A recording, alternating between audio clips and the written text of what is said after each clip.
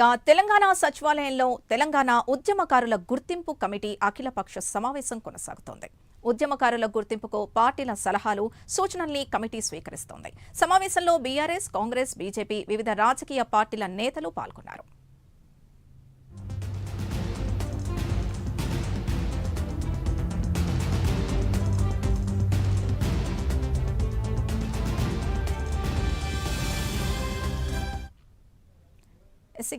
ఇదే అంశానికి సంబంధించి పూర్తి డీటెయిల్స్ మా కరెస్పాండెంట్ అజీమ్ అందిస్తారు. అజీమ్,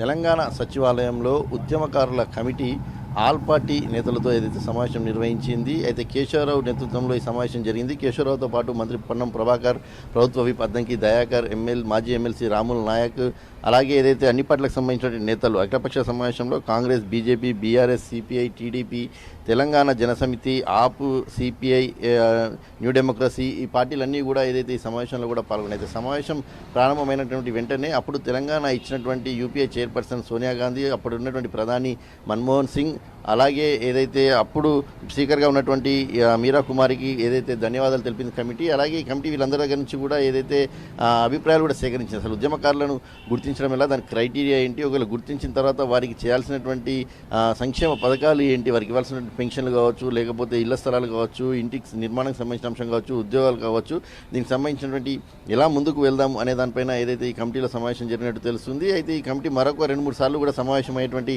అవకాశం కూడా కనిపిస్తుంది. సో ఉద్యమకారుల కమిటీకి సంబంధించిన అంశంపై మరి కాసేపట్లో ఏదైతే పొన్నం ప్రభాకర్, కేశవరావు కూడా ఏదైతే సెక్రటరీలో ప్రెస్ మీట్ కూడా నిర్వహించారు. సో ఈ సమావేశంలో కూడా పూర్తి స్థాయిలో కూడా కమిటీ అఖిలపక్ష సమావేశంలో తీసుకున్న నిర్ణయాలు ఏంటి, ఇచ్చిన సలహాలు ఏంటి, సో ఉద్యమకారులకు సంబంధించినటువంటి గుర్తింపు ఎలా, ఇలాంటి అనేక అంశాలపై కూడా క్లారిటీ వచ్చేటువంటి అవకాశం ఉంటుంది. సో ఈ నేపథ్యంలో వారికి చేయాల్సినటువంటి కార్యక్రమాలపై కూడా కమిటీ మరొక 2-3 సార్లు కూర్చొని కూడా నిర్ణయాలు తీసుకునేటువంటి అవకాశం ఉంటుంది. ఎందుకంటే ఉద్యమకారులను ఎంతమంది ఉన్నారు, సుమారు 1500 వరకు అని కొంచెం మంది చెప్తున్నారు, 900 అని చెప్తున్నారు. సో లెక్క తేలాల్సి ఉంటుంది. లెక్క తేలాల్సిన తర్వాత వారికి ఇవ్వాల్సినటువంటి సంక్షేమ పథకాలు, ప్రభుత్వం అమలు చేసిన సంక్షేమ పథకాలు ఏ మేరకు అందజేయాలి, ప్రభుత్వ ఉద్యోగాలు వారి కుటుంబంలో ఎవరెవరికి ఇవ్వాలి, సో ఇచ్చినటువంటి ఉద్యోగాలతో పాటు ఇళ్ల నిర్మాణానికి సంబంధించిన అంశం, ఆర్థికకు సంబంధించిన అంశం, ఇలాంటి అన్ని అంశాలను కూడా ఏదైతే కమిటీ చర్చించి నిర్ణయం తీసుకోవాలి. కాబట్టి మరొక 2-3 సార్లు కమిటీ సమావేశం అయిన తర్వాత దీనిపైన పూర్తి స్థాయిలో ఒక నిర్ణయం తీసుకునే అవకాశం అయితే మనకు కనిపిస్తుంది. అయితే ప్రభుత్వం మాత్రం ఆల్ పార్టీ మీటింగ్ సమావేశంతో పాటు రానున్న రోజుల్లో కూడా మరొకసారి కూడా ఆల్ పార్టీ మీటింగ్ నిర్వహించి, అలాగే ఏదైతే ఉద్యోగ సంఘాలకు సంబంధించిన వారితో కూడా నిర్వహించి పూర్తి స్థాయిలో నిర్ణయం తీసుకోవాలని చెప్పి కూడా